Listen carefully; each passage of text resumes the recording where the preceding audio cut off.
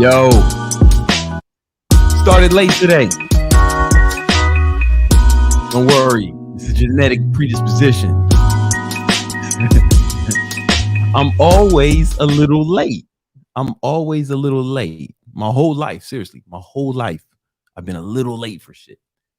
Like I was supposed to be born on September 14th. My mom even went into the hospital expecting to have labor that day, and I was like, nah, hold up. I got shit to do. I need a little bit more time. I ain't ready yet.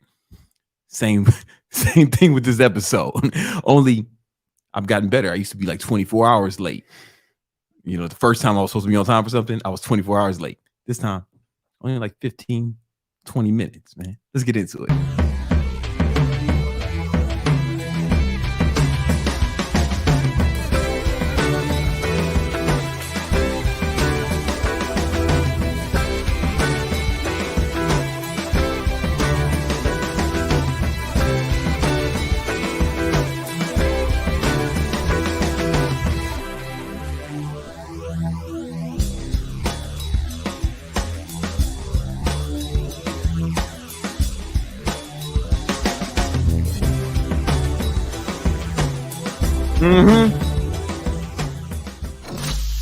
You know what I'm saying? I'm not always on time, but when I show up, I show out. Everybody knows that, man. It's worth the wait. We had some technical difficulties, fucking screens doing shit. This is a production, all right? You know what I'm saying? And sometimes we be fucking up, you know what I'm saying? I'm gonna take the blame for it this time. It was all me. You know what I'm saying? No. All right, it was Neva. Yeah, okay, let's be real. But it's all good. It's all good. We here now, man. And I appreciate your patience. I appreciate your patience with that. Every time I hear that intro, I think, God damn, I'm a good musician. Because I made that beat. You know what I'm saying? I played all instruments. Just doing that shit, man. It's a shame that I stopped making music to help y'all build your money, muscle, and mindset. I sacrifice for y'all. That's going to be a big theme of today. Sacrificing to get this money, to make millions, all right? So we're going to talk about it. I'm going to tell y'all how to go from wherever you're at to millionaire. Now, it's not going to be easy. This ain't a get-rich-quick scheme, all right? It's a hard work scheme. It's a work your ass off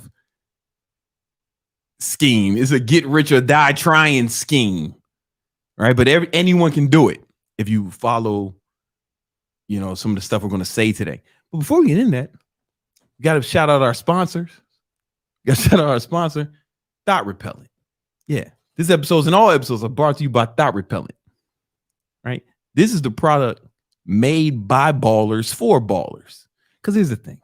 A lot of you guys don't know it yet, right? You haven't experienced this. Right, because a lot of you are regular motherfucking guys, you know.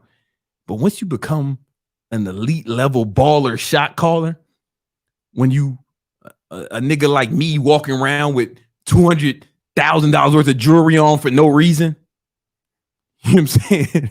Balling out of control. Couldn't stop it if I wanted to. The balling is just gone off the rails. Once that happens to you, the biggest problem you're going to have is these thoughts. These thoughts, they're going to be all over you. You know what I'm saying? They're going to be all over you. And you're going to need thought repellent because these thoughts will slow you down. they'll infiltrate your life with their bullshit. And they're mental terrorists is what they are. We don't negotiate with terrorists. You know what I'm saying? It was like, you work too much. Blah, blah, blah, blah. Stop repelling to get them off you, right? Once you really become, those of you who join the Discord, the Victory Unit Discord, once you've watched a few episodes of Victory Talk, right? You join the Discord, downloaded the free content in there, right? Join the elite group of ballers and aspiring ballers. You start balling. You get your money right, your mind right, your muscle right. That's what we do here. The thoughts will not be able to resist you. All right. And they're going to try to knock you off your path. They're just going to try to slow you down. So you're going to have to spray yourself down with thought repellent just to go outside. Just to go outside. I made this for me, but I want y'all to have it too. But it's going to take a lot of research and development. You know what I'm saying? You can't, we got to make it right. We want to make it right because right now, I don't know, the tests say during our initial studies, we know that it will repel 5 to 10 thoughts, right? However, what if you a real G? What if you really balling and you get swarmed by thoughts? We're trying to master the formula. Will it repel thoughts, at least 30 thoughts simultaneously? That's what you're going to need, man. You're going to need it. It's going to be mandatory.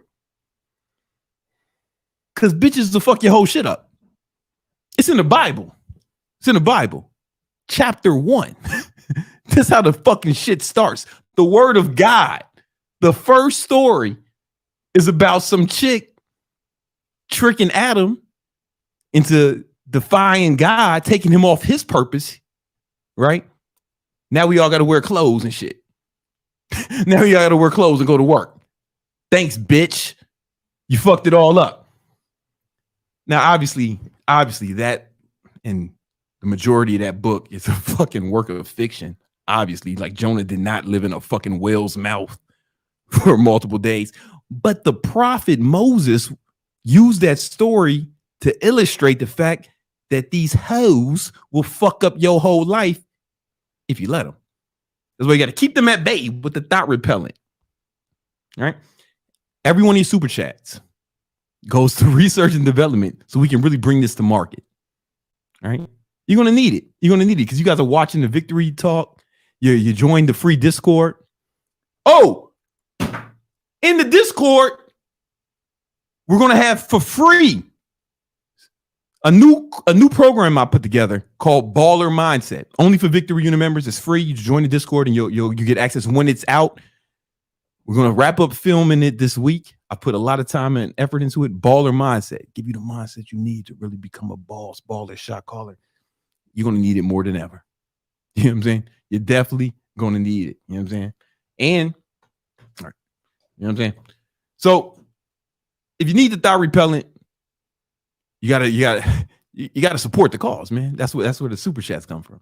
All the super chats go to research and develop a thought repellent. And people think I'm joking about this, Nima. People think I'm joking about this.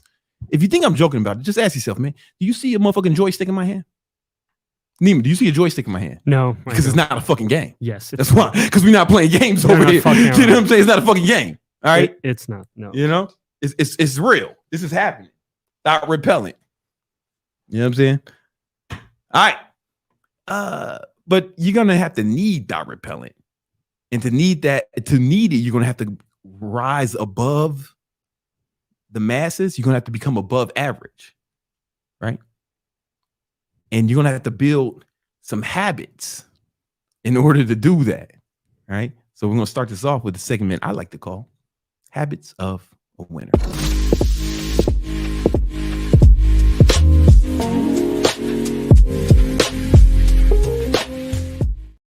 All right. Habits of a Winner. All right. So what I'm about to share with you guys is a formula and a strategy that anyone can use to become above average, make more money, and be more successful in their life. Now, here's the thing. It's not going to be easy. It's going to be simple, but it's not going to be easy. All right. Anyone who tells you that you can just get rich quick or you're going to get rich fast or, without having to do any work is lying to you. Right. They're trying to sell you some shit. Right. And if you keep desiring for things to be easy, if you want things to be difficult, if you keep desiring things to be easy, right, and you keep shying away from difficulty, then you not only will you not succeed, you'll also fall victim and prey to people who want to take advantage of your stupidity. Right? It's probably happened to you over and over again. All right. If you're ready to stop being what's the word I'm looking for? Dumbass, and stop being what do we call them? What do we call them, Nemo? What do we call them? It's that shit we used to eat. We used to eat it all the time when we was younger. It's pussy. Right? If you ready to stop being a motherfucking pussy and start working hard to accomplish your goals, then this is for you. All right. Now, let's be real. Most of you are bitches. You've been bitches your whole life. You're going to die bitches. You watch all these videos. You don't do the shit. And you're just going to be a bitch forever. And it's not going to work for you. All right. Only the strongest among you will be able to take this information, utilize it, and, make something of yourself. Right. Become the kind of man that your kids are proud of. Right. And if you don't do that, don't worry. They still have me to look up to. All right. So there's still hope for those little motherfuckers. Right. You already fucked up because if you already got them behind the 8 ball. Right. Because if you're a lazy motherfucker, you probably married some average ass chick. And so she's looking kind of ugly. So now your kids is kind of ugly. So fuck, they already starting off from behind. At least show them this video because you was too big of a bitch to actually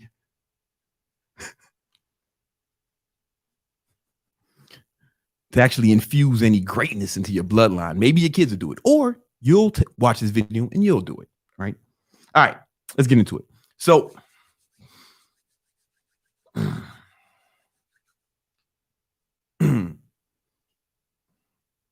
I figured out this formula after my father killed himself. My father shot himself in the head, boom, blew his brains out. And I was thrust into a position where I had to take care of my whole family, right? I'm the man of the house now. And up until that point, I wasn't taking life very seriously. I wanted to have fun and do all this other shit, running around, doing dumb shit, partying, chasing hoes, all that other shit. And once he killed himself, I was like, oh man, it's real now, right? Like I'm the man of the family. I got to make some money. I got to take care of everybody. How do you do that? Well, to get rich, you need leverage. Okay. And there's 3 forms of leverage. All right. There's money. Boom. Let's get into money. All right. Skills and media. All right. Money, skills, and media. That's what you're going to need to get rich. Those are the forms of leverage. For example, somebody with a lot of money can, or for example, this year already. Let me give a good example. All right, let me just fucking bring it up. I'll just pull it up.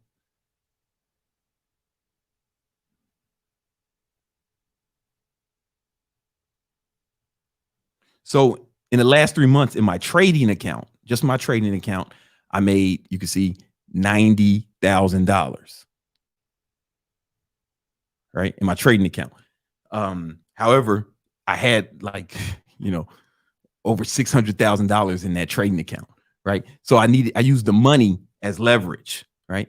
Or I have a friend who made $1 million because he bought a business for 10 and then sold it a few months later for 11. Right. So the money was able to use. He was able to use that money as leverage to make more money. I'm able to do that certain ways. Money's one form of leverage. Another form of leverage is skills. Right. When I was young, I grew up with a guy named Larry Fitzgerald, And Larry, his grandfather was friends with my father. And we used to go over to the house for holidays. They celebrated Kwanzaa and shit. And so we go over there in Kwanzaa, and me and Larry would run around playing Nintendo and shit.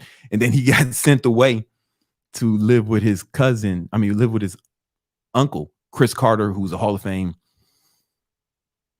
He's the Hall of Fame wide receiver, and he taught him how to catch footballs like really good. Like he became one of the best at catching footballs from that skill set. And he went on and made millions of dollars in the NFL. Then media is another form of leverage.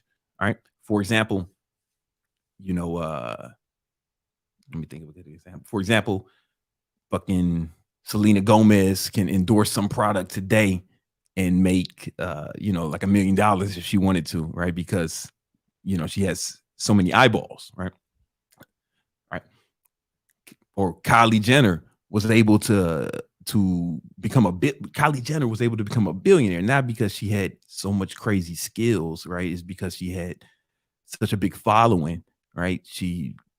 Some people came to her and said, "Hey, we'll start this business around you, this makeup business around you." And she's like, "All right, cool." And all she had to do was endorse it, right? She's not in the fucking lab making makeup herself, right? She wasn't in there with a motherfucking lab coat, right? She just had the media, and she was able to, make money off that, right? When my dad killed myself, I had none of these, right? So wait a minute. So by the way, before I get into that, this is how you work smart with leverage, right? People always say, don't work harder, work smart. Well, you need leverage to work smart, right? And the three forms of leverage are money, skills, and media, right? If you don't got no leverage, then you have to work hard. That's all that's left, right? Broke motherfuckers can't work smart. That's why you broke, right? If you was smart, you wouldn't. If you was fucking smart, you wouldn't have been broke, right? So you can't work smart. You got to work hard. And that's the position I was in when my father killed myself. When my father killed himself, I had to work hard. So what I do, I said, you know what? I'm going to focus on building up my money, my skills, and my media in order to use that leverage to get rich. But first, I have to start somewhere. So what I did was I looked at what I did have. I had time, right? At the time, I was doing a few things. I don't want to get into all of it, but I had to stop a lot of the stuff I was doing. And I was personal training, but it wasn't making enough money, right? In-person training wasn't making the kind of money that I really wanted. So I went and got a bunch of other jobs. I would wake up at 4 a.m., 4:30 a.m., then immediately take the train from Queens to Harlem, right? Train people in the morning, right? I had some clients that I knew were solid AM clients, boom. And I would shower at the gym, then take the train downtown from Harlem all the way to Soho, work security at the Prada store for about 8 hours, right? Then I would work for my boy's moving company for a few hours a day, right? And that was like, 14, sometimes 16-hour days, 5 days a week. And on the weekends, I trained people in the morning, still woke up early. And then I was the weekend manager at a barbecue restaurant in Astoria on Steinway. And I did that on the weekends. So I was basically working fucking long hours every day for years. I did that shit for 2 years. But I was able to make over $100,000 both years, right? So during that time, I was able to stack up money because I was still living below my means, right? I was still able to live below my means, so I stacked money, right? But when I had some time, I used all the time I wasn't working. I spent building my skills and building up my media. So Instagram did not exist. It was just Facebook and YouTube. So I bought a camera off of eBay. It was this camera called the Flip Cam. I remember I paid like $50 for it. It was used and had it was used for $50, but it was revolutionary because it was an HD camera that you could fit in your pocket, 720 HD, right? You got to remember, the iPhone had just came out and it didn't have an HD camera. It didn't even have copy and paste. It didn't have a lot of shit, right? So I was like, all right, started making YouTube videos in my crib. You can see those old videos in my fucking crib, you know? And at the same time, I'm building my skill set. So I'm learning online marketing. All right. I'm studying, I'm reading all the time. Like I'm reading, there's a lot of train rides. So I'm on the train reading all the time. I had a Kindle or I would bring physical books. And so I was learning online marketing. I had to learn I had to make a new computer, right? Because you motherfucking kids is lazy as shit. Y'all don't know. Y'all all have fucking better computers than what I had. I had to build a computer that was powerful enough to edit videos. So I had to build a PC because I was broke. I could have bought one, but not broke, but I was trying to save money, right? So I had to build a PC and then learn how to make a website to collect people's emails because ClickFunnels and shit didn't exist back then. ClickFunnels, Samcar, all that shit didn't exist. I had to learn HTML to build the fucking website. And then I had to learn email marketing. And I started building. I built a blog and all this other stuff. I started doing this stuff on the side. And at the same time, I was like, I need to start taking my business online, right? My online training. I need to start online training. So that's how I started doing it, right? YouTube was a social media that I was building. And then I was building this business on the side while working 4 jobs. You may be thinking, how'd you have time to do all that? Super simple. All you broke motherfuckers do this shit now. Now, how many hours a week do you sleep? Right? How many hours a week do you sleep on average, right? So if you sleep 8 hours a night, right, that's 56 hours. Right? How many hours a week do you work or school? Work or school? Work and or school? How many hours a week do you spend on that? Boom. How many hours a week do you work out? I'm assuming you work out. If you don't work out, you's a bitch. You shouldn't be watching this shit. You know what I'm saying? You're going to feel inferior. You see my arms. These shirt had sleeves on it earlier today. But I popped them out like the Hulk, right? You're going to feel inferior if you're watching my videos and you're not even trying, right? You don't want to do that to yourself. Or your girl might catch you watching this. She'll be like, oh shit, who's that? You know what I'm saying? And she goes in the way and masturbates. You don't want that. You don't want that, right? So you got to work out. And you got to spend some time with your family and or girlfriend, but we'll just call it family, right? Yeah. So how many hours a week do you spend on each one of these things on average? You can add it up right now, right? And then what's the total?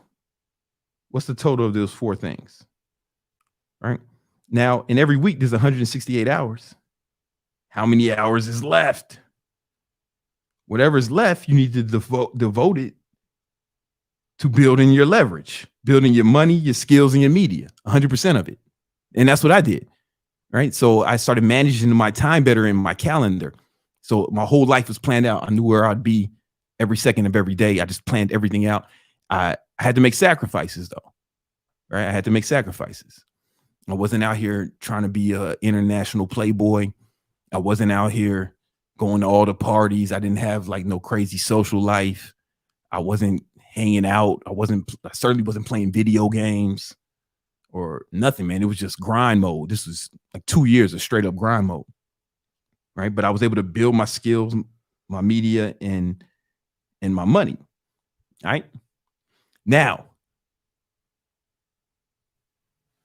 I used time though, right? I figured I had all this extra time and I used this time to build the leverage, all right? That's very important. And using calendar, I have some videos on how to use Google Calendar to be more efficient and more effective, right? And everything was in there. So I lived out on my calendar. I knew when I was going to eat.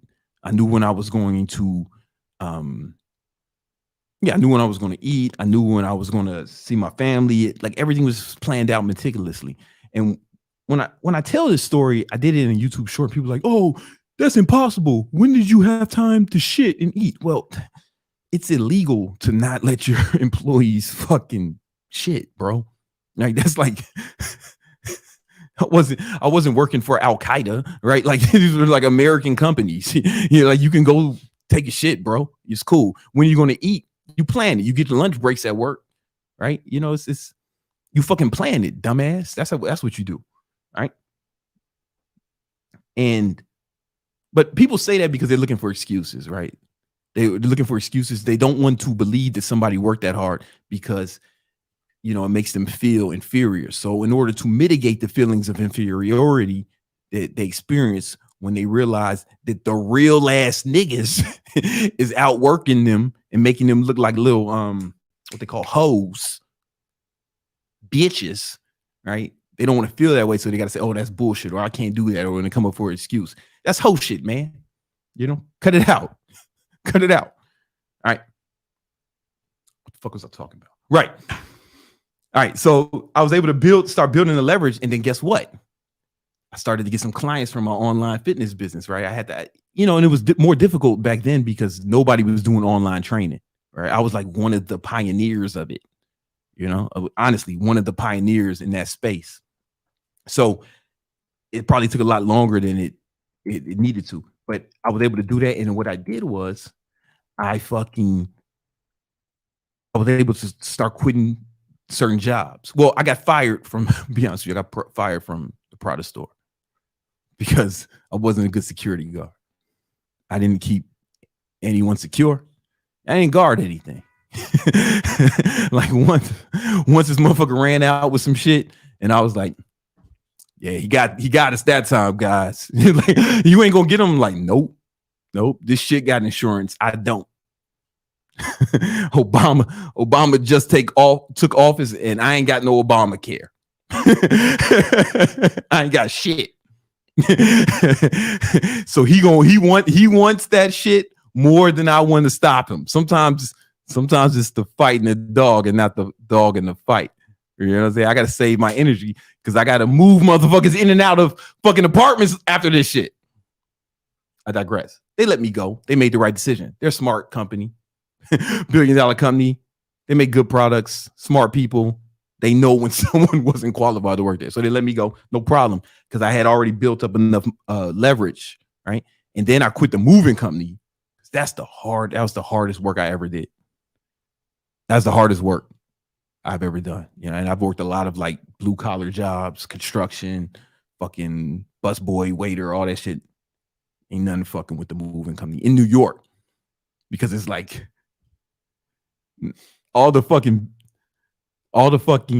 buildings don't have elevators, bro. They don't all have elevators. So you fucking carrying a heavy ass sofa bed up a fucking 6-story walk up. Man, fuck that. Fuck that shit. Oh, Fresh Prince. He put $50.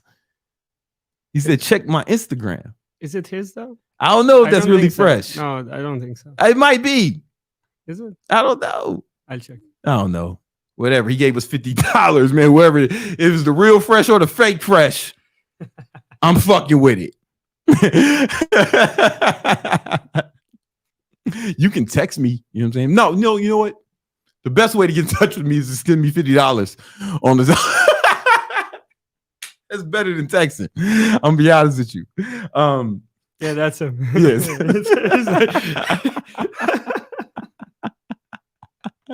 Shout out to Fresh, man.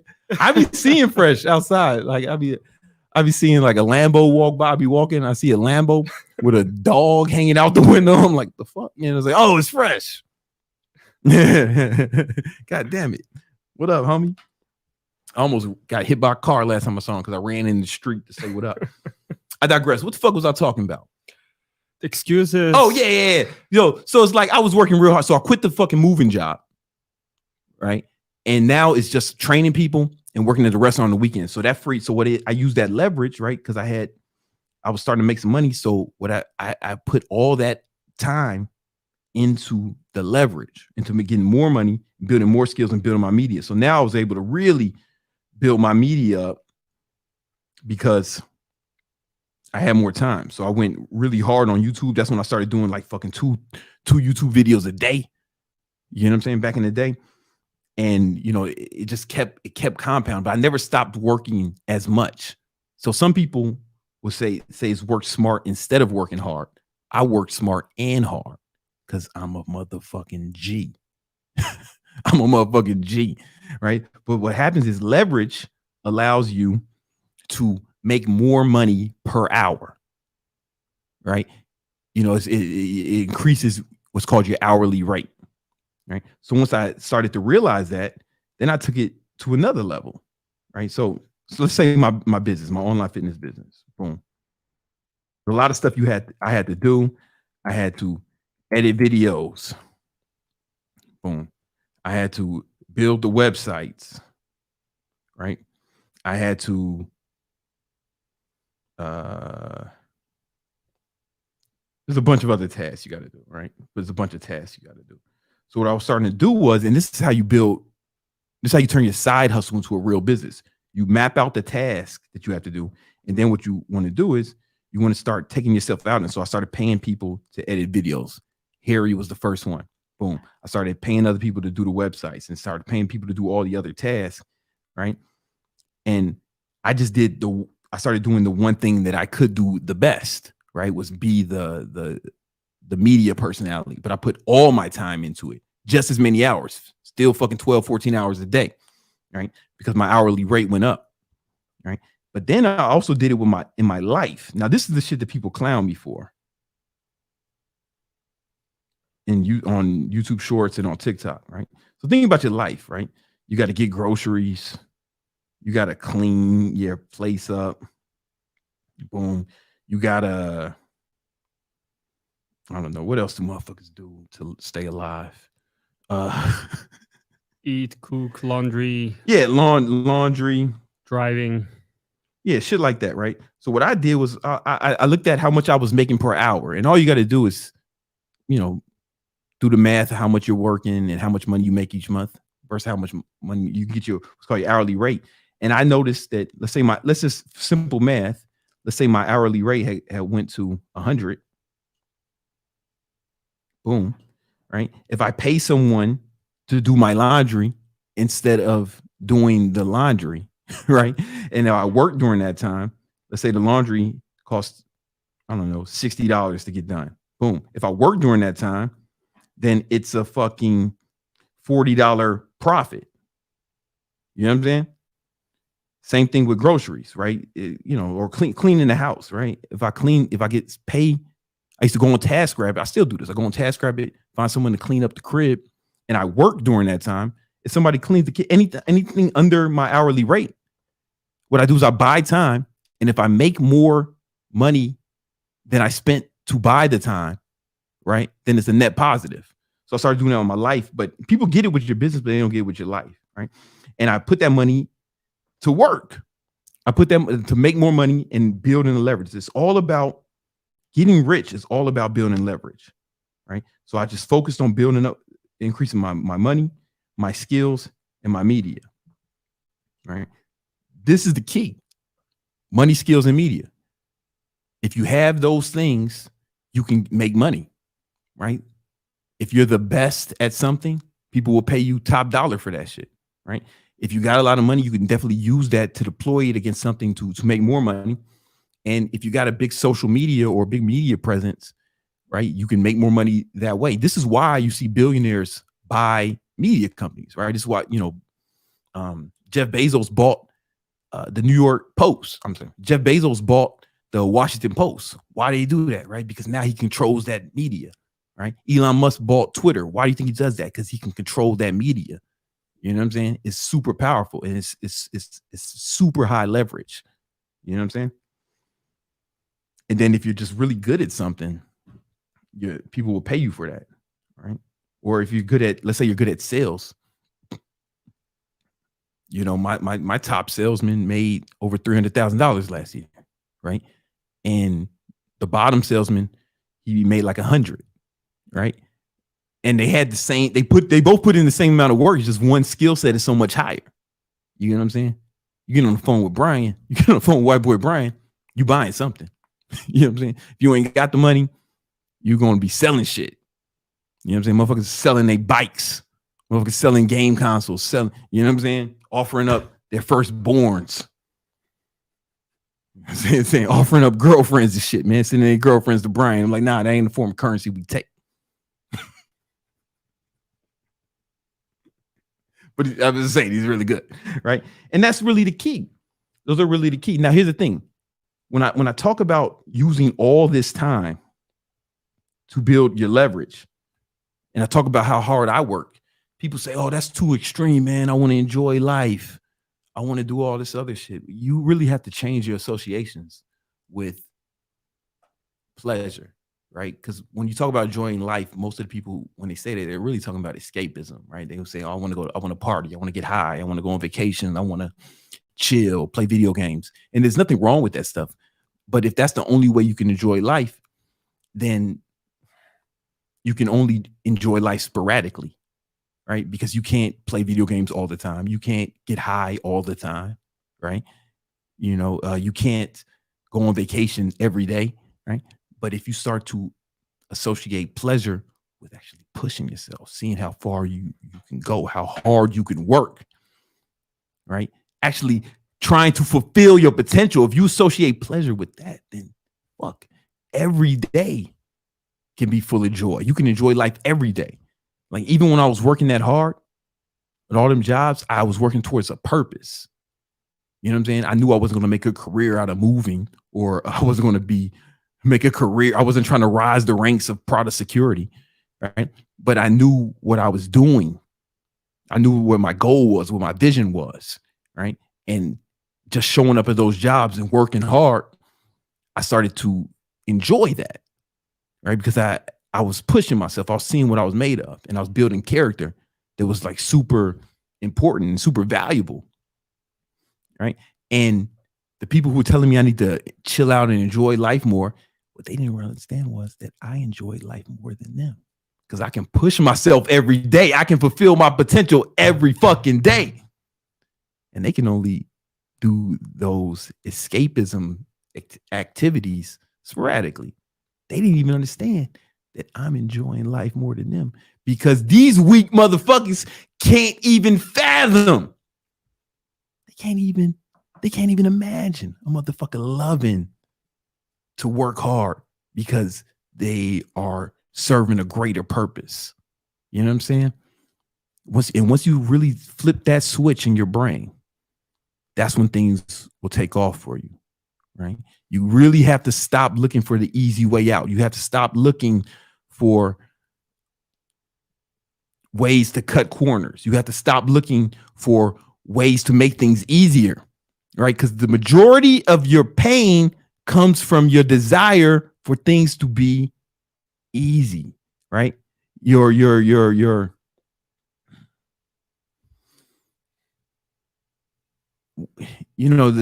desire for comfort and ease is what's ruining your life. That's where your fucking pain comes from. That's where the real pain comes from. What if you didn't want it to be easy? What if you didn't need to be comfortable? What if you actually took pride in pushing yourself and not being comfortable, right? Knowing that you can actually take more and withstand more than the average person, knowing that made you a cut above everyone else. If you can take pleasure in that, then every day can be full of joy, man. Seriously, every day can be just as joyful as someone on vacation. Like when I go on vacations, I'm not happier on vacation than I am at my desk every day working hard, fucking 12, 14 hours a day, because I still do that. I'm still up 4:30, 5:30 every day, right? You know what I'm saying? The only time I sleep in is if I need to, if my body's like, yo, motherfucker, you've been pushing it too hard. You know what I'm saying? Right? But for the most part, I'm getting after it. You know what I'm saying? And I got more money than you.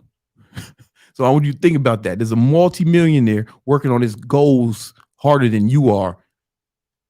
That should make you feel bad. And it's okay to feel bad, right? Because sometimes you need to feel that pain to push yourself to the next level. And I hope you do. I hope you do. If you don't have money, if you don't have elite level skills, if you don't have media that can make you money right now, then all you got is time. Everybody got time, right? Or how are you using it, right? Deploy that time, building up your skill set, building up your money, and building up your media. You can really just get good at one of them, right? Elite media, elite level skills, that could be enough. Like my boy, like an NBA player or some shit, right? If you just gather up a bunch of money, I've seen people get rich that way. I've seen people just make money with just media, just having huge media, right? Fucking Joe Rogan got $100 million from Spotify just because he had the #1 podcast, right? But you can also build all three. And if you do that, that's the key to getting rich. But it's going to take work to build that up. Let's get into some super chats. Nice. I know I seen some. Oh, we got $50 from Fresh. I know that. What's up? We start off with Clean. Drop your intro music on Apple Music, Spotify. The thing is, if I do that, I'm going to get a copyright strike. You know what I'm saying? I'm going to get a copyright strike. But the intro, you made it. It's still, man, they fucking weirdo. Because we've put shit on Apple Music before, and then like there's some beats I have that are fucking hard that I can't use because I get copyright strikes. Yeah. We have income tools. Like $2-3. I've been improving in business and in my style, been attracting some ladies. Might need some thought repellent. Yeah, man, you're gonna need it. You're gonna need it, man. The better you get. Listen, man, they listen, chicks are smarter than guys in that regard, right? Guys, we just fuck a chick because she's hot or whatever. Got some big old titties, big old ghetto booty.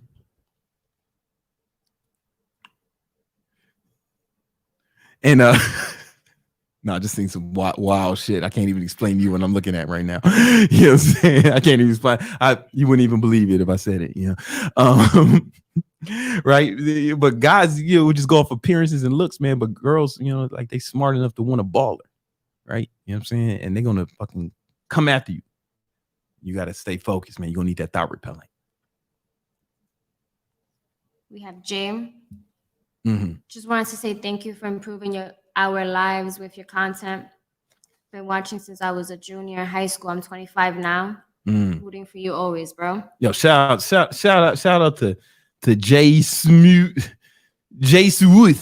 Shout out to you, man. You know what I'm saying? There's a lot of truth in that statement. Can you hear it? You hear the? Oh, you know what that means. I hope that didn't come off. I Get Money is my alarm sound by 50 Cent. But you know what that means.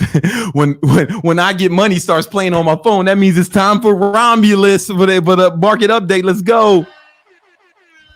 This is market update.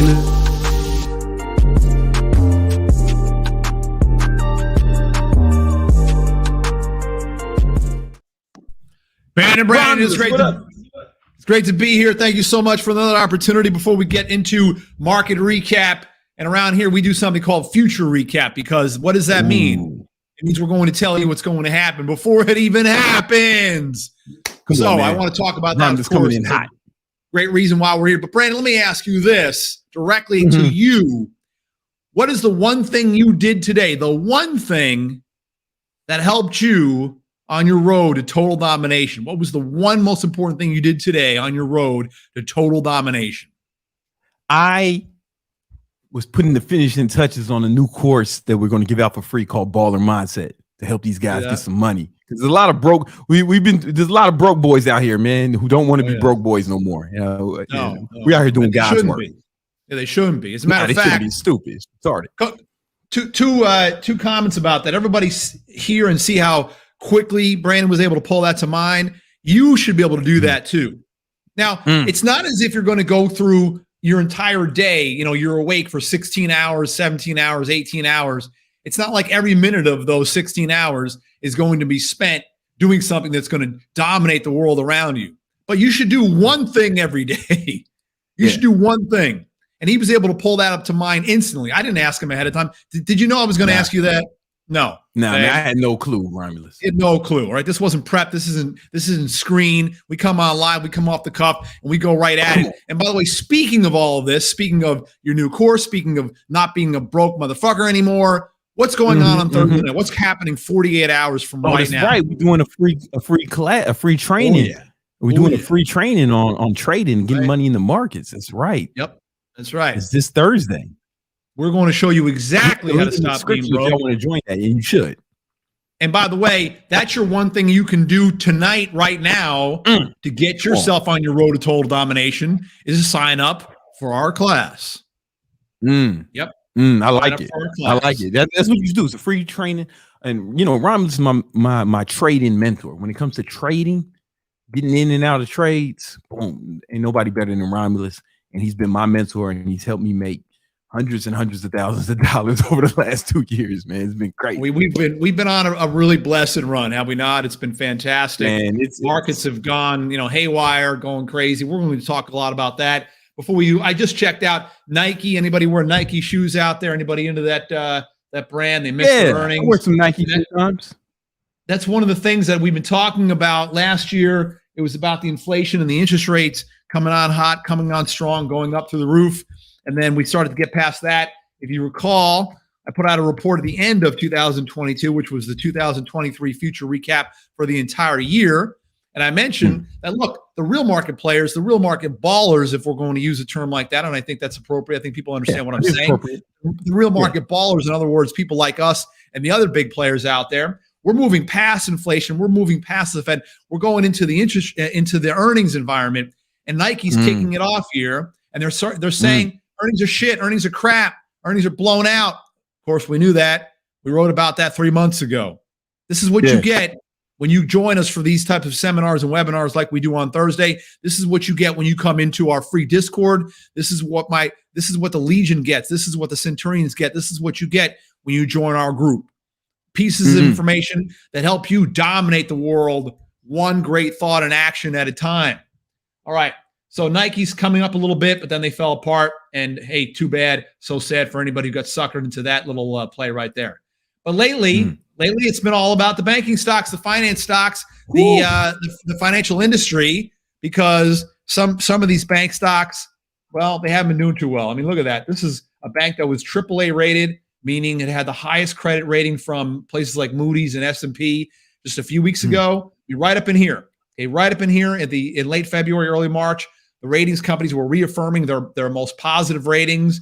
And now in the last 2 days, they're downgrading. These idiots, whoever listens to these fools, then you are a fool. I don't care how big you are into the value investing food chain. If you listen to places like Moody's and S&P for your ratings, you deserve what you get, which is a total wipeout. Yeah. And here's something that's interesting that gets overlooked. This stock, by the way, hasn't traded for almost 2 weeks. This is Silicon Valley Bank. On a Thursday, the stock closed down 61% from the day before, but it was still trading at $106 a share. You see that right there. $106 is Thursday, March 9th. It doesn't trade Friday. It doesn't trade ever again because they went bankrupt. So in other words, in 12 hours, the stock goes from $106 to zero. To zero. I mean, that's crazy. To zero. Okay. I haven't been trading long enough to see shit like this. I know you've seen this before, but I've never seen that before. As a matter of fact, I'm going to get into a great story about one of the things that I've seen before.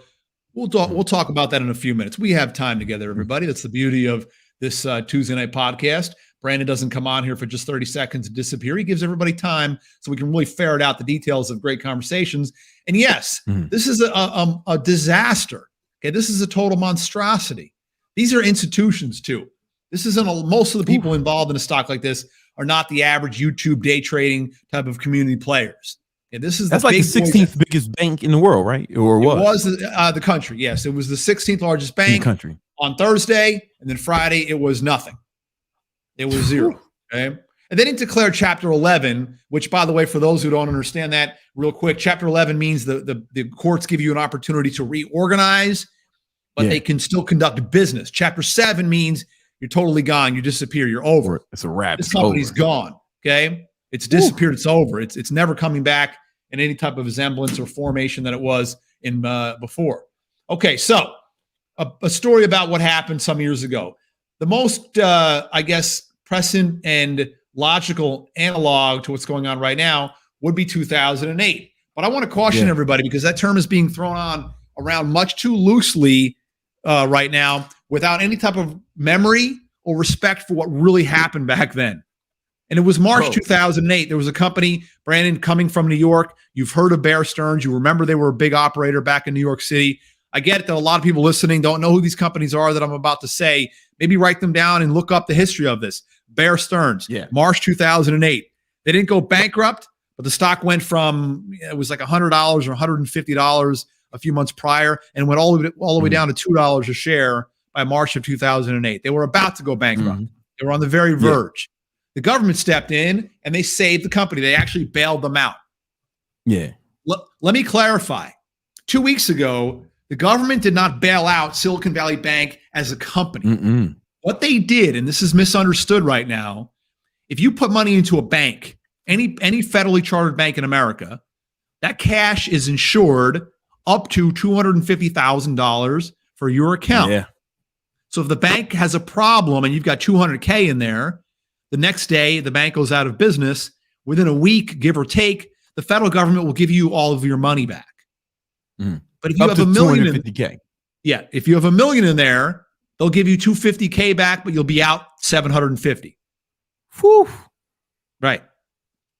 Now, Brandon, you and I operate a company together that from November until today is already running at an annual rate in just a few months at more than $250,000 in revenue. Yeah. And we've got people on payroll. We've got bills to pay. You know how it is. Yeah. We can easily have more than $250,000 in a bank account at any one time because we have accounts receivable and payables and payroll we're moving around. We have to be careful about that, you and I, because if it's more than 250, it's susceptible to a problem. Here's the thing, though. The government stepped in. And by the way, I understand some of this is going to be a little out of reach for new traders and investors. Hey, you know what the solution to that is? Come Thursday night. Join us. Click the link. Go. Jump in. A couple hours of fun, and you'll learn all about this stuff. Anyway, the government stepped in because 90% of the deposited accounts in Silicon Valley Bank each had more than 250 in them. 90% of the accounts.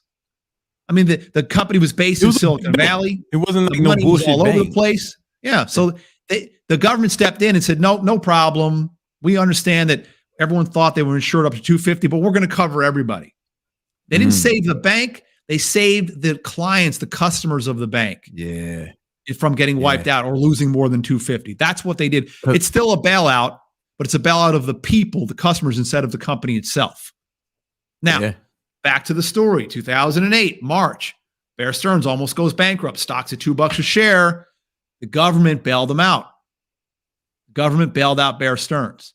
And JP Morgan and Warren Buffett and some other big financial players were able to buy off different pieces and parts of the company for a couple bucks a share.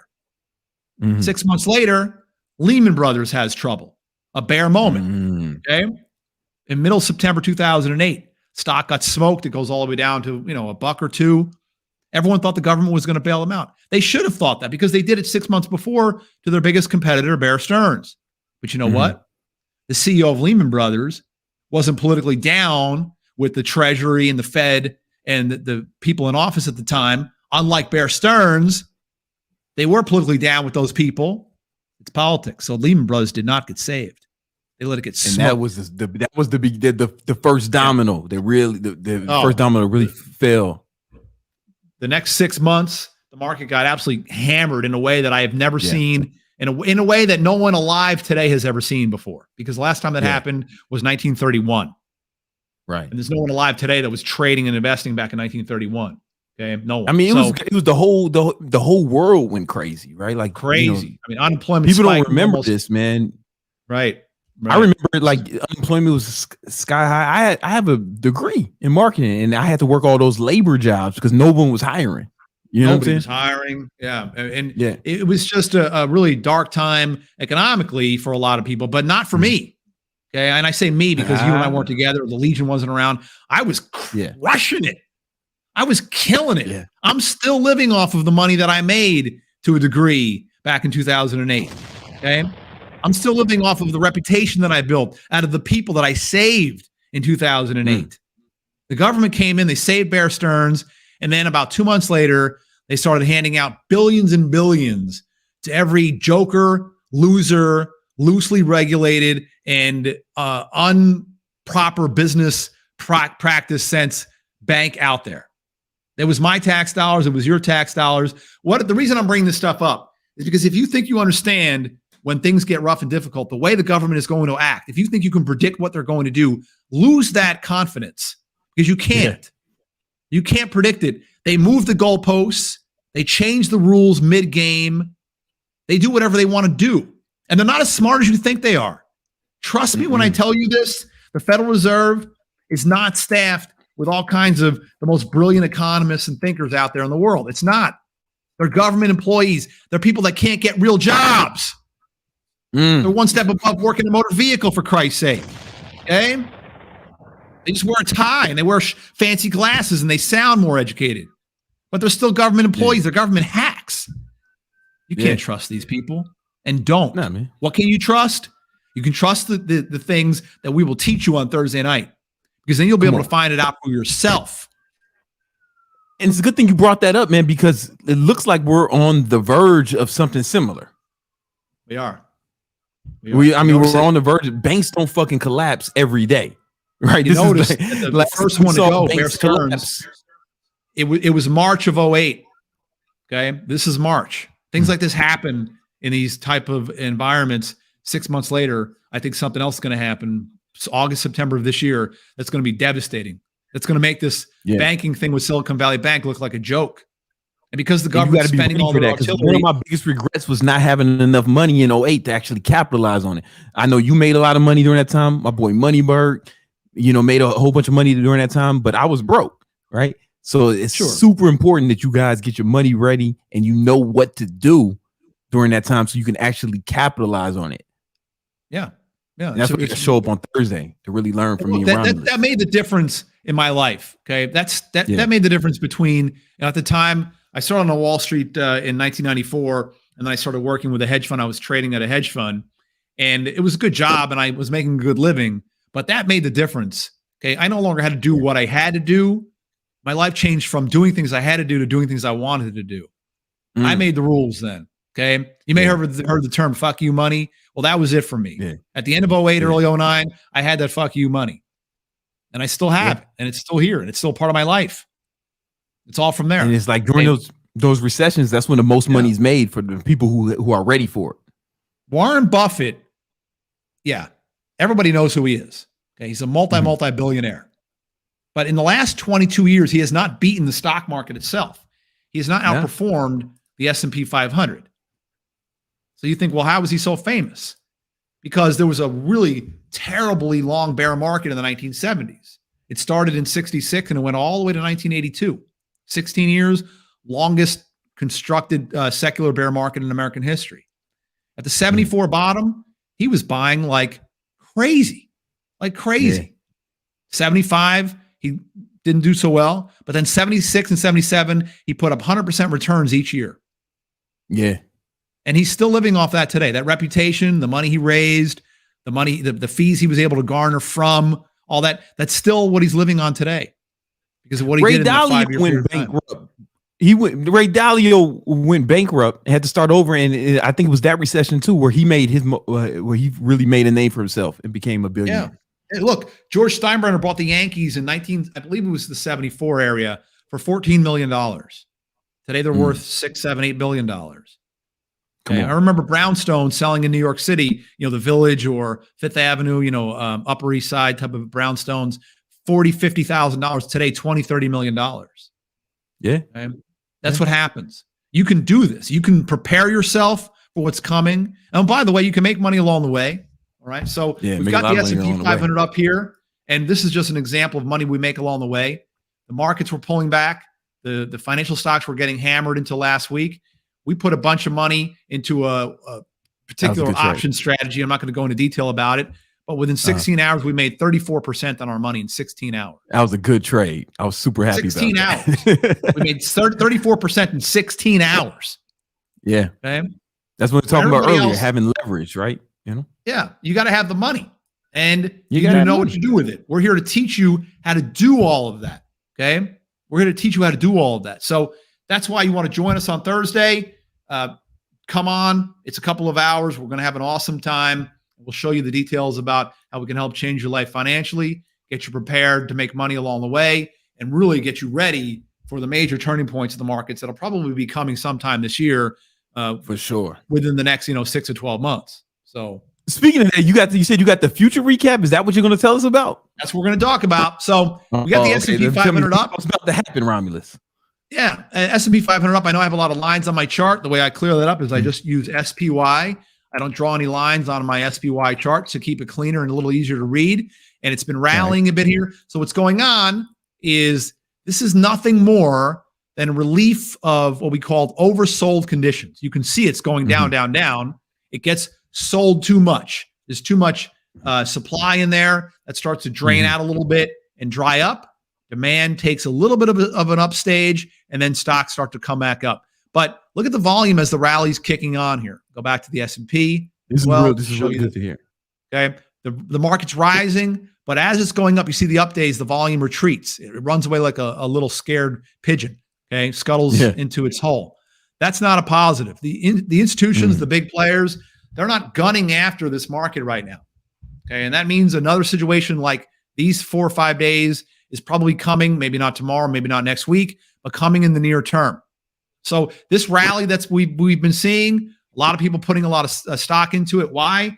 Because they believe that the Federal Reserve is going to cut interest rates tomorrow. That's what they want. That's what they believe is going to happen. I'm here to tell you that it won't happen. The Federal Reserve is not going to cut rates tomorrow. The Federal Reserve is not going to cut interest rates tomorrow. What time is that Fed meeting tomorrow? They'll announce at 2:15 Eastern. The Fed will not cut interest rates tomorrow. Everybody thinks they will, but not everybody, but a lot of people think they will, which is the reason for this bogus sugar high type of a rally. And by the way, the Fed, they definitely should not cut. They should raise interest rates a whole lot. I don't think that's really going to be an issue. But what happens is they keep feeding the market this stuff called sugar. Well, we've moved past sugar. My studies have demonstrated that in the past 50 years, every time the Federal Reserve tries to come to the rescue of the stock market and the American economy, they have to do more and more and more to get less and less of a result. That's not a sugar high. That's a heroin addict. That's heroin. You guys all know this. You guys all know that this is the result of heroin use. You have to use more and more of it for a decreasing amount of a result. Am I wrong about that, Brandon? No. You know what I'm saying? I never did heroin, but I've heard similar things. That's how it works. You have to do more and more of it, and you get less and less of a result. That's not a sugar high, everybody. The Federal Reserve has financialized the entire global economy to such a degree. And if this is the problem, if this is the bitching and the moaning and the crying and the government reaction from a minor little company, one little Silicon Valley bank going bankrupt, what is the Fed going to do when a real problem occurs, when China attacks Taiwan? Not if, by the way. Notice I said when. When China, what are they going to do? They're wasting all their ammunition and their bullets on this garbage, continuing that heroin high. And next time a problem comes in, they may not have the ammunition. There's going to be nothing left to do. What else are they going to do? They're going to be out of ammo. Yeah. COVID was so unprecedented what they did. They spent every piece of ammo. They invented new ones beyond all recognition and imagination. There's nothing left for them to do. You need to be really concerned.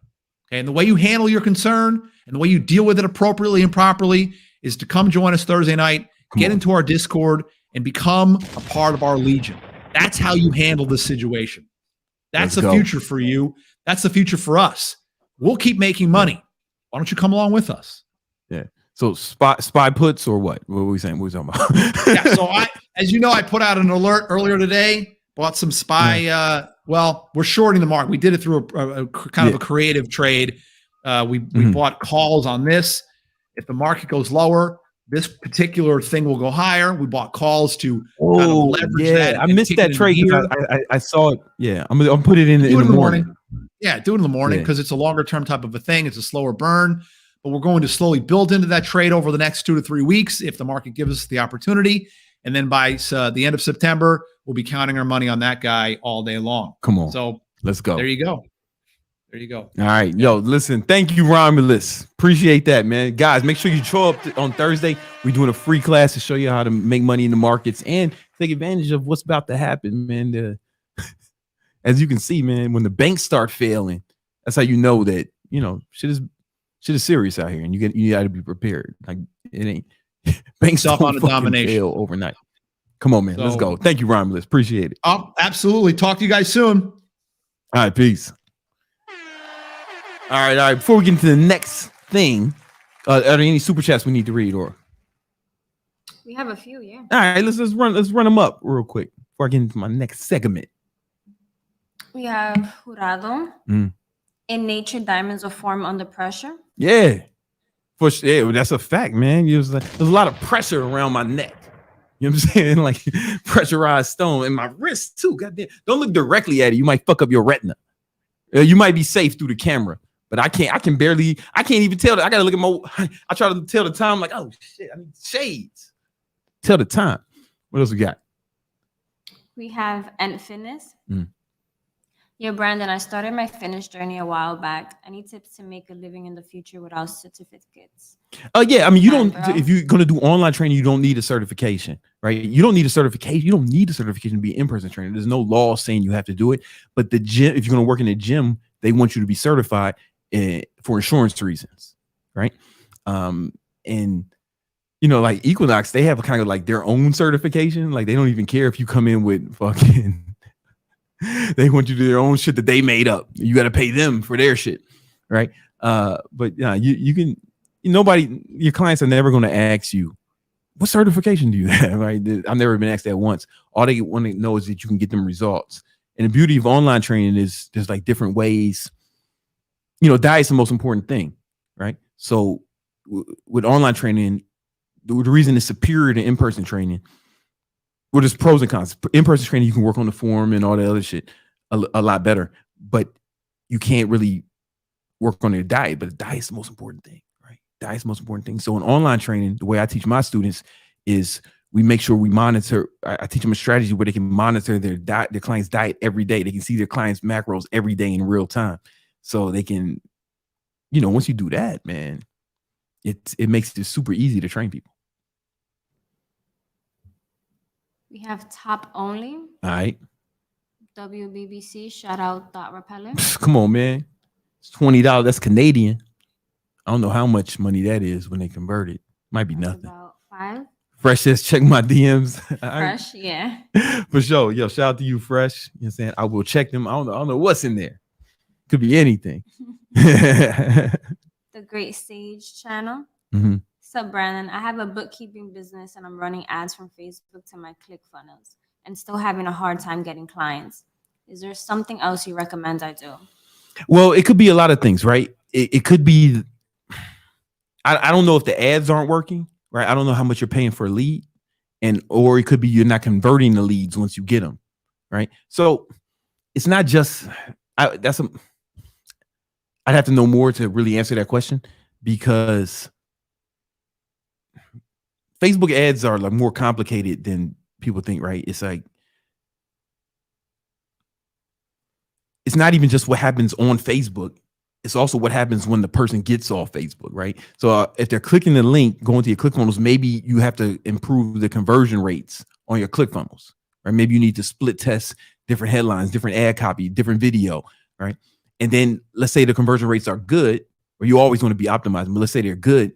Then it's like, are you able to, if you have a bookkeeping business, they're probably not buying from the website, so you're probably getting leads and you probably have to call them. So it might be the fucking salespeople, right? It might not be nothing with the ads, right? So I don't really know what's going on, or your ads could suck, right? There's a lot of different things that could be going on, and it, without having more information, it'd be difficult for me to make a fair assessment on what you should do.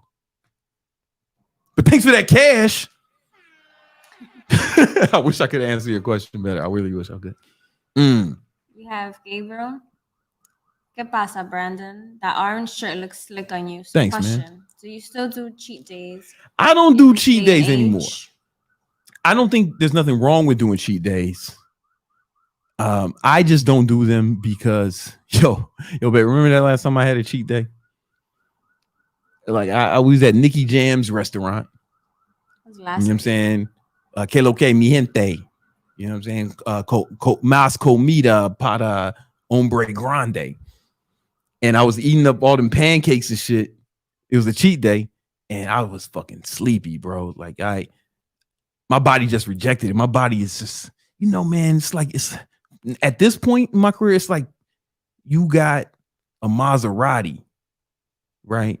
And then you put like some cheap ass gas in that. It's gonna reject it. It ain't gonna feel right in there. I don't know what's gonna happen to your engine. You got to put the best shit in this kind of automobile, man, this kind of machinery, So I don't really do cheat days no more, but only for that reason, because I just don't feel good. I'm so used to my diet. I'm good. But thanks, Gabe. All right. We have Mixed Tarzan. Mixed Tarzan, what up? For the thigh repellent. Hey, man, thanks, bro. Thanks, bro, man. He do look like Tarzan. Again. He do look like a biracial Tarzan. Okay. More Canadian money. What's he talking about? Top money. Mad respect to you, Brandon Carter, aka King Keto. Mm-hmm. I find it's easier to do stuff, etc., gym, than to not do the things I'm not supposed to. How do you handle the not do part, not eat the thing you shouldn't be eating? We're gonna talk about that in a minute. But yeah, anybody can do shit. It's sacrifice. That's what really separates the G's from everyone else. If you're really willing to sacrifice, right? And here's the thing: you don't have to make the sacrifice, right? It's just know that if you're not willing to sacrifice for your goals, then the goals becomes a sacrifice. Drop a bomb. Listen, man, I'm out here preaching today. Look here. If you're not willing to sacrifice, come on now, for your goals, then your goals become the sacrifice. So you're going to make a sacrifice either way. That's what you need to understand, right? You're making the sacrifice either way. And the beauty of it is, here's the beauty of sacrifice. The beauty of sacrifice is, I could do a whole video on this. I'll write this down. I should do a video on this, but I'm gonna give y'all the cliff notes now. This is a psychological concept called hedonistic adaptation, meaning the more you do something that you enjoy, the more you indulge in a certain activity, the less joy you get from it over time. For example, I fly first class all the time, right? All the time. The first time I flew first class, I'm out here taking Instagram pictures. I started to go on Instagram Live. You know what I'm saying? I'm taking mad pictures. I got people taking pictures of me. I'm feeling myself, man. And now it's just regular. I don't even get excited about it. Just this is what I do, right? I don't get the same joy I did at first until I missed my flight recently. I missed my flight, and they didn't have a first class seat. They put me in the back with y'all.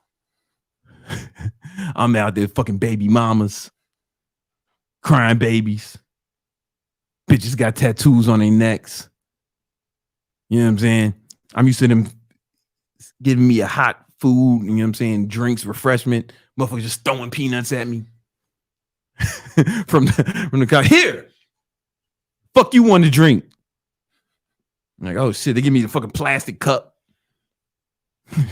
What is a fucking house party? You know what I'm saying? And I was like, oh, yeah, I didn't enjoy it. Right. The way back, I'm back in my first class. I enjoyed it more. Right. So when you abstain from certain things, you actually enjoy them more. Right. That's the beauty of sacrifice. Right. If I was to eat some fucking candy or cakes, fucking shit you guys eat every day, like goddamn children, it would taste better to me, right? Because my palate's not as used to it as you are, because you're just fucking, you be eating that shit all the time.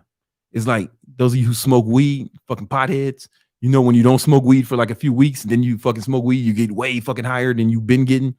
It's the same shit with everything. All right. It's like that with everything. So if you indulge in these vices all the time, you don't even get as much joy from them. Right.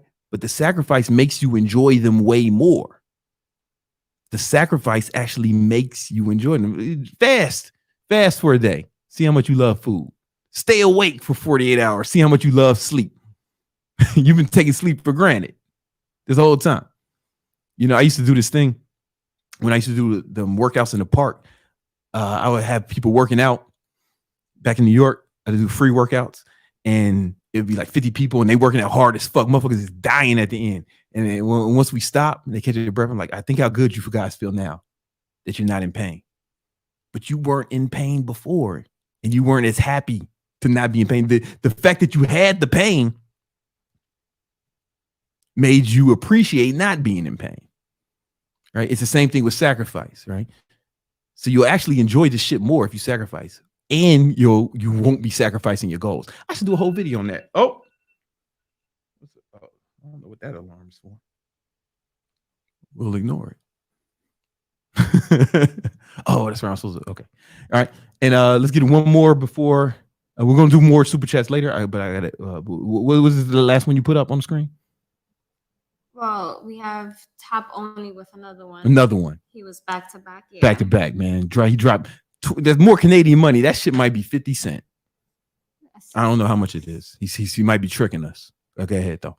$16. Mm-hmm. What's he saying? Can you hear me? Yeah, I can hear you. I said that's $16. Oh, $16. All right, I'll take it. I'm thinking of ramping my workout routine from 5 to 7 days a week, but I want to know if you recommend. I'm only concerned about the recovery. Man, only those who go too far find out how far they can go, right? You know, people be so worried about overtraining and never been overtrained. Like, push yourself, find out where the limit is, and then scale back. That's how I approach life. Balls out, top speed. And then I find what's too much, and then I scale back from there, right? But I don't pussyfoot because I'm scared of it being too much. And the beautiful thing about the human body is it'll adapt to almost anything you throw at it. Even before I went on TRT, I was working out almost 7 days a week, right? And my body just adapted to it, man. Your body's real resilient. You know, I learned that when I was working for the moving company. I was like full body workout every day, multiple hours. And I was sore and shit at first, but it's like I got used to it, and it was fine, like an athlete, you know. All right, hey, well, you know what? I'm looking at the time, and judging from your questions, I think it's time to get into the book of the week. I think we should go there because sometimes I'll be missing it. Book of the week.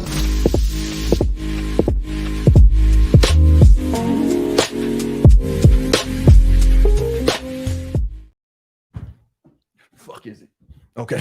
Oh. All right. Book of the week. Discipline is Destiny by Ryan Holiday. Check this out.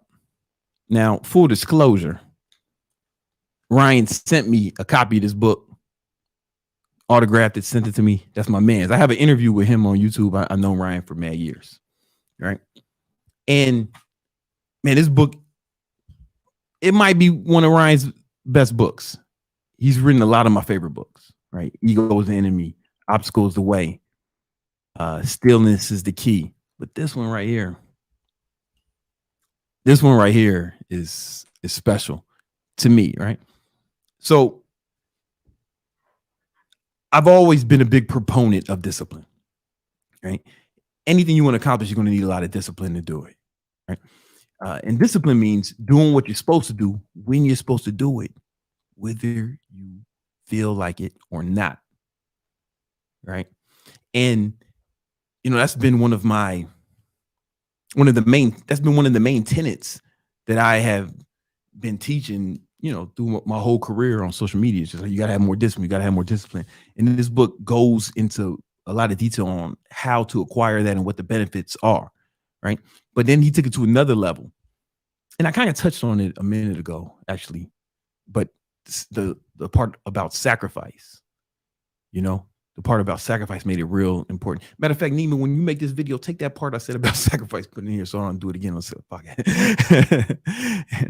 Because if you're not willing to sacrifice for your goals, then your goals become the sacrifice, right?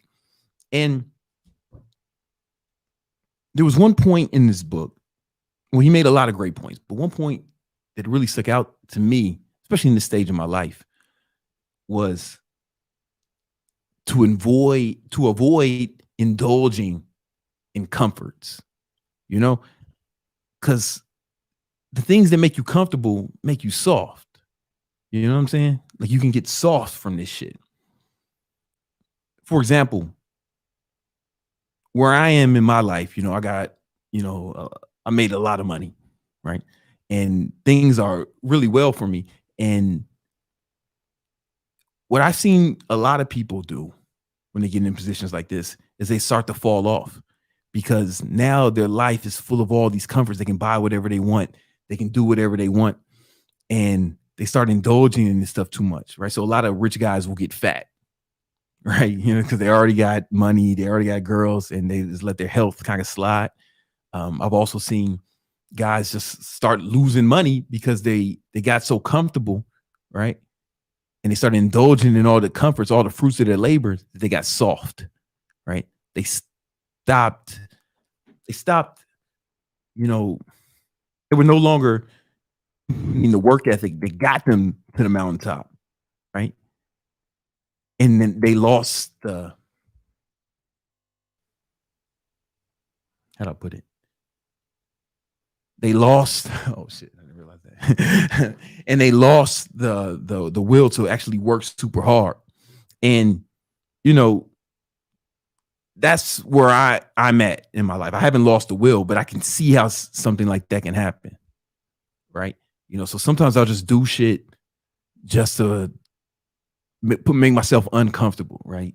This fucking cold showers, waking up early, grinding, working super hard, because I don't ever want to get soft, right? And that was one of my big takeaways from this. And another big takeaway I got was actually being stoic. Like, I've always been serious about being stoic, right? I never get too excited when things go well for me. And I definitely never get too down when things go wrong, right? And for example, like, we had a record year last year, and we had that was preceded by a bunch of record months, but I didn't like throw a big celebration. I didn't announce it. I didn't tell anybody. I was just like, all right, yeah, that's what's up. That's what's supposed to happen. And I just kept moving, kept hustling, because you don't want to get soft. You don't want to get tired. But also when things go bad, like last week, my TikTok got deleted, but no reason. I wasn't doing nothing crazy. And there's hoes on there twerking and shit, rubbing their titties. I heard. And that's what I heard. They got OnlyFans links in their shit. You know what I'm saying? They're promoting pornography, right? And their shit gets taken down. It doesn't get taken down, but mine did. I'm like, what the fuck, man? Why my shit get taken? And but I didn't say that. I didn't think. I was just like, you know what? Shit happens. And I remember talking to my team. I was like, listen, guys, it's not the last problem we're gonna have, and it's probably not gonna be the worst. Right? If we can't handle this, then we definitely won't be prepared to handle the real bad shit that happens, because something's gonna happen. And that's kind of how I approach everything. And I managed to stay calm, didn't trip about it, didn't lose no sleep, and grateful for the things I did have. And now my TikTok's back. Super, super simple. But like getting all worked up and angry about it, letting my cortisol get high, wouldn't have even helped the situation. You know what I'm saying? So it's like being stoic, not really getting too excited about your accomplishments, and definitely not getting too down about, the things that go wrong. For example, I just found out I did the same book last week. Just found that out. Nima just told me. And I could have like flipped that off. Fuck, I'm such an idiot. No, I just said, you know what? I'm gonna give them another opportunity to buy this book.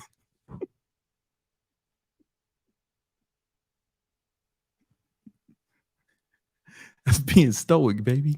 You know what I'm saying? You should definitely read it. Book of the week. Ryan Holiday. You know what I'm saying?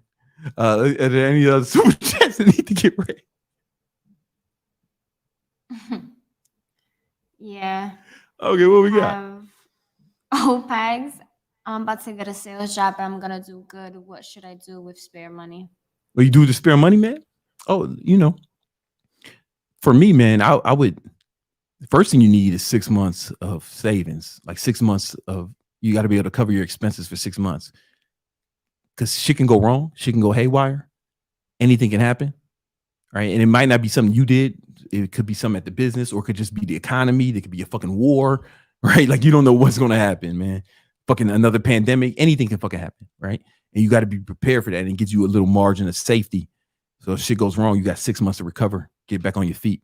That's the very first thing you can do. And then you take the extra money and invest it into something that's going to make more money, right? You use that money as like seeds, plant those seeds somewhere to start getting more money, so you can start getting some sort of passive income source, right? And then you really want to get to the point where you're making more money from your passive income than you are from your earned income. That's the real baller shit. That's what we're going to be talking about in the course I'm coming out with. Top of next month. That's what it's looking like. Top of next month. Baller mindset. Make sure you join the Victory Unit free Discord so you can get that when it comes out. All about raising the ranks. Got the Great Sage channel. Thanks, G. It's really hard selling high ticket bookkeeping once you tell people the price they run. you gotta get your sales right. You gotta get better at sales, right? You know, because price is an illusion. Price is an illusion. It's fake, right? It's not even real. Look at the stock chart. Different prices all day, right? Of different commodities and different, stocks. It's price is an illusion. It fluctuates, right? All you got to do is make them believe that what they're buying is more valuable than the currency they're exchanging for it, and it should be, right? That if it really is, it's easy, All right. We did Habits of the Winner. What's the other one called? Yeah, real talk. Real talk. Yeah, my fault.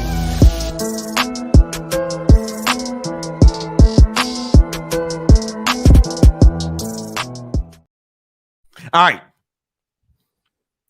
I know a lot of people have things they want to accomplish, goals they have set, and a lot of times people have difficulty accomplishing them because of procrastination, right? You have this big to-do list, all this stuff you want to get to, but either you get distracted or you put it off, and you never really accomplish your goals because you procrastinate and you wait till the last minute to do stuff, and that can really be a detriment to your ability to generate income and accomplish your goals, right? Then you end up being a broke ass motherfucker indefinitely. And I don't want that to happen to you. So I'm going to show you right now how to eliminate procrastination from your life forever. All right. The first thing we need to do is look at the actual anatomy of procrastination. Right. So let's say you have some task you have to accomplish, right? You have a task that you need to accomplish. Boom. All right. Now, I'm assuming, let's look at a chart of different tasks, right? That you might want to accomplish or need to accomplish, right? The top of this is high value, meaning you're going to get a lot out of this task. Out of accomplishing this, you're going to get a lot out of it. But then there's some tasks that you won't get a lot out of it, right? Boom. And then you can have actually high confidence in your ability to accomplish that goal, or you can have low confidence in your ability to accomplish that goal, right? Now, here's the thing. If you're in this quadrant, like you don't think you can accomplish it and it's low value, well, you're not going to do that anyway, right? That's kind of stupid. So we'll ignore that, right? Let's say you have high confidence in your ability to accomplish this thing, but the reward is going to be low, right? Well, some people might do that, but they're really just settling, right? You've all been there, right? Maybe there was this girl you really liked and she was like a 9 or a 10, but you didn't believe that you can get her. So you got your current girlfriend who's like a 4 or a 5 or some shit. Like you settled for her, right? That's probably what your daddy did. That's why you look the way you look, right? So we got to change this, introduce some beauty into your bloodline, right? Now, let's say you have high confidence in the goal, in your ability to accomplish it, and it's high value, where you're going to do that thing, right? But here's where people procrastinate, right? This is where people procrastinate when it's something that's high value, but they have low confidence in their ability to accomplish it, right? So what we need to do is improve your confidence in your ability to actually do this thing, right? And the main reason people don't accomplish their goals is because their standards are too low. What do I mean by that? Well, think about all the stuff that you wanted to accomplish in your life that you did not accomplish. Was it things you wanted or things that you had to have? Right? I know the answer. If you had to have that shit, you would have it. Right? Somebody put a gun to your head and said you had to do it legally, you would do it. Right? So that's part one. But let's say you have that, right? Well, how do you ensure that you do it? How do you ensure that you're going to actually accomplish it so you have more confidence? Well, there's an analogy I always give for this. Let's say there's a bug in your house. You got a little bug in there. Ugh. You know, the house I grew up when I was a little kid, I remember one of the games we used to play. One of my early memories is we used to run around crushing the roaches on the wall. Right? I grew up in the hood, man, South Side Chicago. All right. Anyway, let's say there's a bug in your house. I don't have to deal with that now because I don't even think the bugs can get up here. I think the air is too high in the penthouse. Right? The fucking altitude may fuck up a bird. I mean, the altitude may fuck up a bug's respiratory system. You know what I'm saying? Bugs don't have respiratory systems, but the shit that they got, I don't think they can breathe up here. Plus, you got to have a key to get in the elevator. I got my own private elevator. I don't think a bug doesn't have a fob to open the elevator. They couldn't get there. All right. Anyway, but let's say there's a bug in your house. Okay. That's realistic. So you could get a fly swatter and try to squat this thing, right? The thing is, you might hit it, but you might miss, right? But at least you tried. That's how people grow up to their goals, right? They do what they think will accomplish the goal. They put in the amount of effort that they think will accomplish the goal, right? But there's another level. Let's say instead of that, you bomb the fucking building, right? You just fucking bomb the whole building, right? If you do that, you'll definitely kill the bug. That may be extreme, but it's an analogy, dumbass. Right? Look, dipshit, is an analogy. I'm not telling you to bomb your buildings because you see a fly. Right? It's an analogy, right? So most people do what they think is they put in enough effort to accomplish the goal. What you need to do is put in the amount of effort that will make failure impossible, right? You want to make failure impossible. So think about your goal that you want to accomplish and think, what amount of effort would I have to put in to make failure impossible, right? So if we were really having a discussion about the bug, right? Especially if it's a roach. Yeah, even if you do kill that roach, once you've seen one, you got mad roaches, man. You got an infestation, right? So you got to fumigate the house, call an exterminator, some shit like that. I remember, you know, my freshman year in college, I had a lot of pimples. I was like 17. This fucking face full of pimples, man. Looked like you and shit, right? And then over the summer, I wanted to fix it, but I didn't just like go to the CVS and buy a bunch of shit off the counter. I went to a dermatologist, a fucking skin doctor, and said, yo, give me whatever you got. She gave me some pills, some special soaps, and I fixed it. Right? You know, like I went to a fucking pro. That's what you should do. Right? I put in the amount of effort that made failure impossible. I came back with perfectly clear skin, had clear skin ever since. And, you know, because I put in the amount of effort to make failure impossible. That's just an example, but you get what I'm saying. Right. So you want to think about that. What would make failure impossible? And then, hey, now you'll have confidence if you did that. And then you'll be less likely to procrastinate on the goal. Right. However, there's another part to it. Right. There's another part to it. So you got this thing you want to accomplish. Right. Boom. We know it's going to be, we already know it's going to be valuable, or else you wouldn't did it. Right. You already got confidence, but here's the thing. The thing that may be holding you back now is it's not fun and the time. right? Because you may come up with the plan, you're like, fuck, this shit's gonna take forever, right? And you motherfuckers are impatient. And that's because a lot of you guys are young. I looked at the analytics on my YouTube. You guys are fucking children, right? And that's cool. So a year seems like a long time for you because you only had a fucking few years, right? So your concept of time is warped, right? You know, a year, 2 years seems like for fucking ever for you, right? And you just, and in order to fix the time thing, right, we're going to attack this one at a time. You need to understand how it works, right? So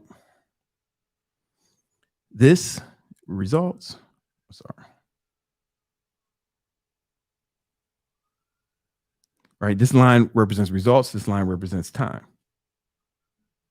And sometimes what we expect is time to go linear, right? So we expect we put in an hour of work, we get an hour of progress, right? And we expect it to be like that, especially because that's how it works if you work like a fucking 9-to-5 job, right? You get fucking, you work an hour, you make fucking $15 or whatever, right? But real success is not linear. It usually works on an exponential curve, right? Meaning in the beginning, you won't see a lot of progress. And it'll be like that for a long time, right? And then at some point, the tide starts to shift. And then next thing you know, you start to get even better results than you might have planned, right? This is what's called an exponential. These are like an exponential curve, right? But it starts off low. And this is the part when you're here, this is when people quit, or they might start something and then give up because it's not happening fast enough because they expected these kind of results. They expected linear progress. And this is the zone where people tend to quit. However, if you would have kept going, you would have hit your stride at some point, right? And the results would have actually been better than you expected. Right. And you just need to keep that in mind. The results will be actually better than you expect if you stick to it. You know, you need to understand that success is exponential, right? It's not linear, right? So that will help you with your time, right? But then you also got to, you know, make it, if you can make it more enjoyable, right? Then you won't have the same apprehension when it comes to attacking the task if you can actually enjoy it, right? So how do we make it more fun? Well, what I do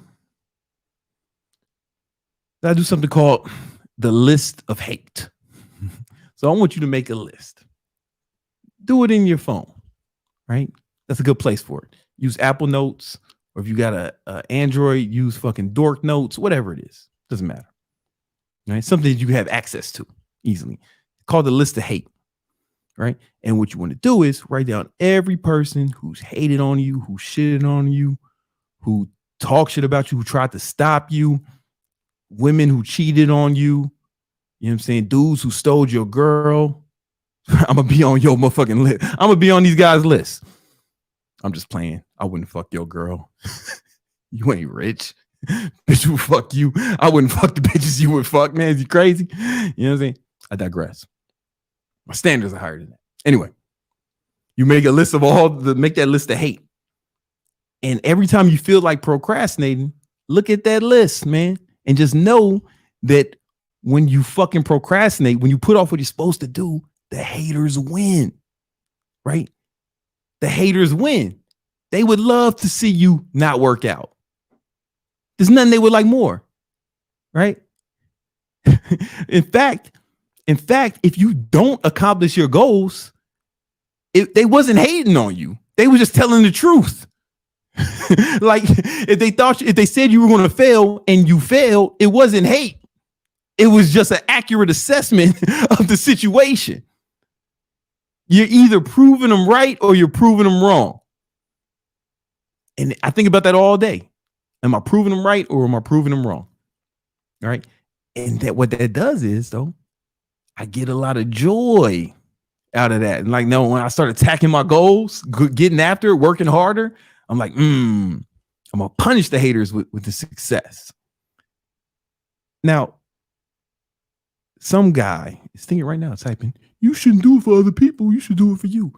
Shut up, dumbass. You're doing it for you. We're just using the hate as a tool to utilize during certain situations.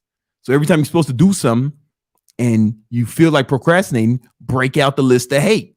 I'm not telling you to walk around angry and shit, right? I'm not telling you to become Darth Vader, right? I'm just telling you to use this tool when necessary, you know? But then you also need a list of great. What's the list of great? I'm glad you asked. List of great is, I want you to make a list of all. Okay, here's what you do. Pretend there's a version of you who already accomplished all the goals that you want to accomplish, right? He had the body you want, right? He had the business you want. He had the girl you want, right? He had the life you want. Write a list of all the attributes and qualities that he would have had to accomplish that, right? What time does he wake up? Does he skip his workouts? Does he track his macros? Is he working hard? Does he play video games and jag off all day? What does he do? Right? Write down that list, right? And you look at your list of hate and list of great every morning, right? And every time you feel like procrastinating.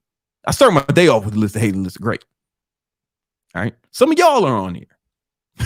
Some of y'all watching this, man. You said some shit. Maybe you're on the list. Maybe. So, and anyway, what happens is it trains your brain. It trains your brain. So Sigmund Freud, he's the father of modern psychology. He said that everybody is moving. Everybody is either moving towards pleasure or away from pain. That's fire. I know you're thinking, damn, Brandon, you're such a good artist. Right? Everybody's moving towards pleasure and away from pain. That's why if you ever want to know why anybody did anything, because they thought that doing that thing would give them pleasure, and they thought that not doing it would give them pain. Right? Everybody's moving away from pain and towards pleasure. That's why anybody does everything. Right? When the list of hate and the list of great will change your associations with pain and pleasure. So now you'll start to get pleasure from actually doing the things you're supposed to do, working out, training hard, working on your business, waking up early, studying, because you're shitting on the fucking haters. All right. Oh, you're getting one step closer to making that hoe who cheated on you cry when she sees how much you balling out here. You know what I'm saying? It's like you'll know that, and you'll know that you're actually becoming the man that you need to be to accomplish your goals. What you wrote in that list of great, anytime you act congruent and anytime you act in congruence with what's on that list, what's going to happen is you're going to feel better about yourself. You're going to have more confidence. And over time, you're going to train your nervous system to actually enjoy the work. Right. And then when you want to fucking bullshit your time away, play video games, or do some shit that's unproductive, you'll feel bad about it because you'll know the haters are winning and you're not acting incongruent with the man that you need to be to accomplish that goal. Right. And that's how you make actually the work more fun. Right? You'll make it more fun. I hope everybody's getting this, right? That's pretty much the equation. Right? And there's a few more things you can do, right? I'm gonna give you some extra steps, right? One is, hold on.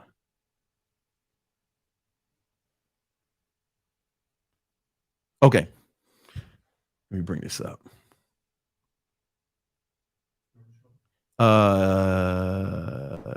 Yeah, you can show it. So boom. So there's a study that shows that procrastination is really a problem with mood regulation. It's an emotional response, right? And a lot of your emotions are tied to your amygdala, the part of your brain that's fight or flight, right? So what does that mean? What if you can actually change your brain chemistry to actually shrink your amygdala so you have more control over your your actions and your emotions, right? So researchers in Germany, they did like a bunch of brain scans, right? And they found a link. They found a link between your gray matter in your brain and the volume of your amygdala. And that was the study I just showed you. Now, here's another study that shows that actually meditation. Hold on, let me bring this up. Oh no, this is that study I was trying to show you, right? Right. So basically, the larger your amygdala, the larger your amygdala is, right? The less control you have over yourself, right? So you procrastinate and shit, you don't have a lot of control. You take it off this, right? So in order to mitigate that, here's a study that shows that just 8 weeks of meditation can actually change the size of your amygdala, right? And actually change the volume so you'll be able to have more control over yourself and your actions. That's one of the benefits of meditation. In only 8 weeks, people who meditated had more self-control. You get what I'm saying? More self-control. And that's basically procrastination is lack of self-control, right? So you can do all the stuff I said, but you can also actually change your brain with meditation. All right. And I have a whole nother video on this, on meditation. If you guys want to check that out, we'll put the link somewhere around so you can check it out. All right. And then also, I could have made this video way longer. I think that's a good place to stop it, man. Right. So you want to change your associations with pain and pleasure, right? Use the list of hate and the list of great. All right. No. The first thing you need to do is have more confidence in your ability to accomplish the thing. Right. And you do that by putting in the amount of effort that would make failure impossible. Right. I used to have a guitar teacher who said, amateurs practice till they get it right. Professionals practice till they can't get it wrong. Right. And that's the kind of approach you need to have to your goals. Number 2, change your associations with pain and pleasure. Right. So you actually enjoy doing the work more. You do that with the list of hate and the list of great. Right. And then number 3, you want to actually change the biology of your brain, change the structure by changing the size of your amygdala. And the only way I know to do that is with meditation. Right. Check out my other video on meditation. I went deep into it. All right. Boom. That was pretty good. Real quick. Let's do this dope shit. We started a little late. Let's just do the dope shit I bought on Amazon.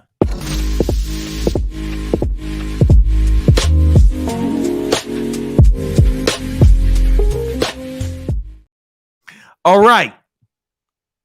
So my whole life, I thought that video games were just for dorks, losers, right? And I thought the metaverse was also for dorks and losers. But I really found out it's for me too, right? So I bought the Meta Quest Pro.